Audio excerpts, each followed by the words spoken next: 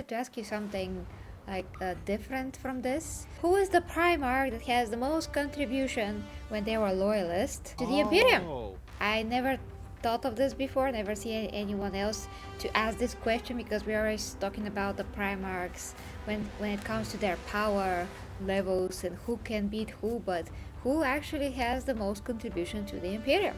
You know? When they were loyalists, are you just focusing on the Chaos Space, or is it all Primarch? When they're loyalist only. It's a tie. Who contributed the most? And it's between Magnus and surprise, Horus Lupercal. Really? Now, that yes, surprises me.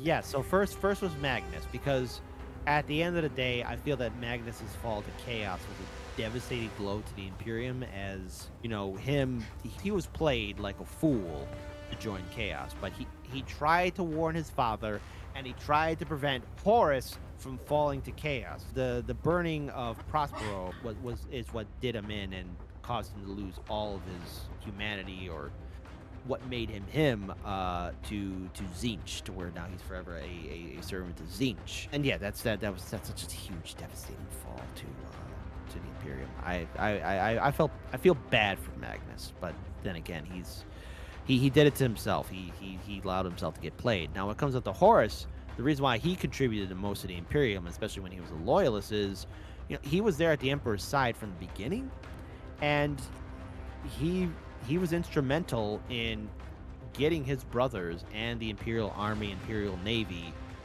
to many of the victories. And yes, Horus had his faults, but he was the one that was trusted above all else, save for Malcador, by the Emperor. And his fall to Chaos, devastating too, because he was definitely tricked and more or less pumped up to leave the Imperium and to betray the Emperor. But we have to look at the work that he did as the War Master, and even before then, working with all of his brothers. Because for the most part, how do people describe Horus before he fell? He was relatable. He could talk to the common Space Marine soldier, talk to his brothers, and he had a pretty good working relationship with most of them. He had a great bond with Sanguinius. They were inseparable.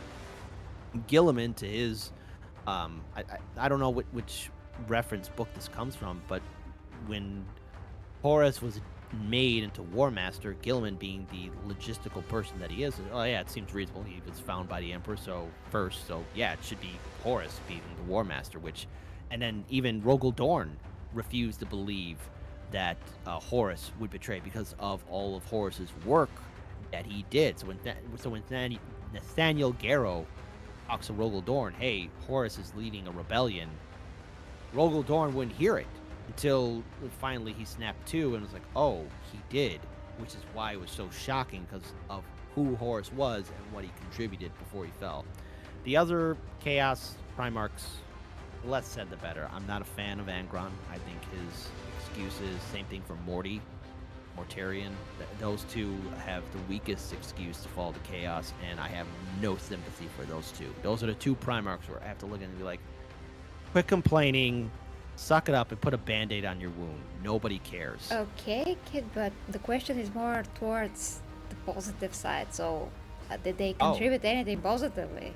Not who did the worst thing ever, and it was very significant to the Imperium, but who did the most feats, who brought the most to the Imperium in a positive manner. So, for example, Guilliman has his empire. Sanguinius was at the Eternity Gate. He fought Tengron. He killed Tengron. He did the other things.